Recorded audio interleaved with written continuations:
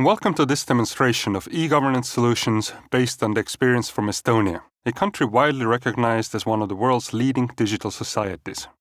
This presentation is prepared for you by the members of the Estonian ICT Cluster, in partnership with the Estonian Ministry of Foreign Affairs. In this presentation, we will be looking at activities that make use of the business registry for registering and managing businesses.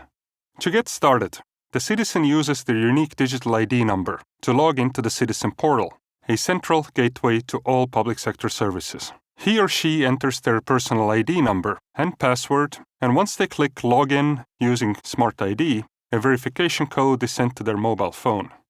And once they verify their identity using the PIN number, they are logged in. The same login procedure is used to access any public sector service in Estonia.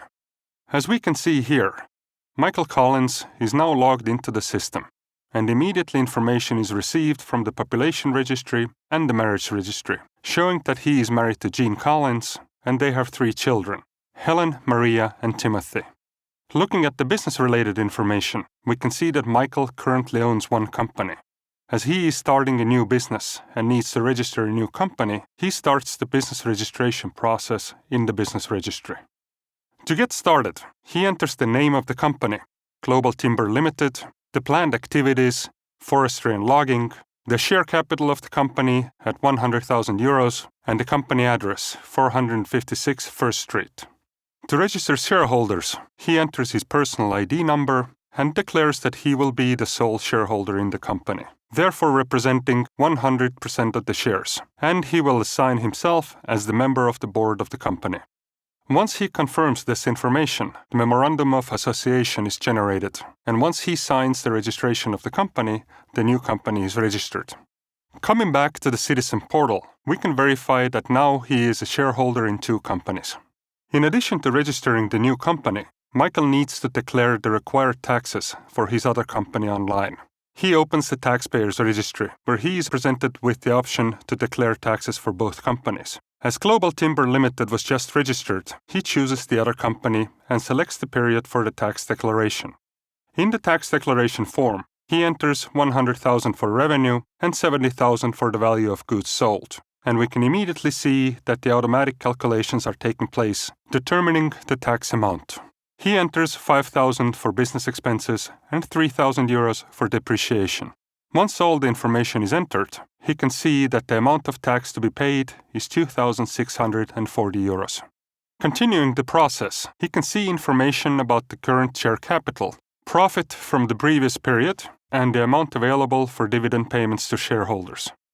Michael chooses to pay 50,000 euros as dividends, which is automatically distributed between the shareholders based on their share in the company. As Michael is the sole shareholder in the company, all dividends are paid to him. Once he hits confirm, the taxes have been declared and the dividend payment registered. While the process seems streamlined and straightforward, there are many different systems involved that are exchanging information. In Estonia, an interoperability framework called XRoad is utilized to securely and efficiently exchange information between the different public sector systems.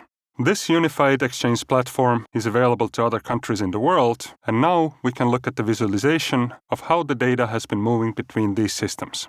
Once we refresh the screen, we can see new transactions that have taken place. We can see the different services that have been communicating, such as the company registry, citizen portal, land registry, e-school, and others, including the state budget management system. Another view shows the different registries exchanging information. We can see the land registry, person registry, citizen portal, and others. These views enable us to understand the true interoperability between the different systems and services. All the connections needed for this demonstration have been taking place in real time, with information moving between all relevant systems. This presentation has been brought to you by the ICT Cluster in cooperation with the Estonian Ministry of Foreign Affairs. The business registry solution was developed by Nortal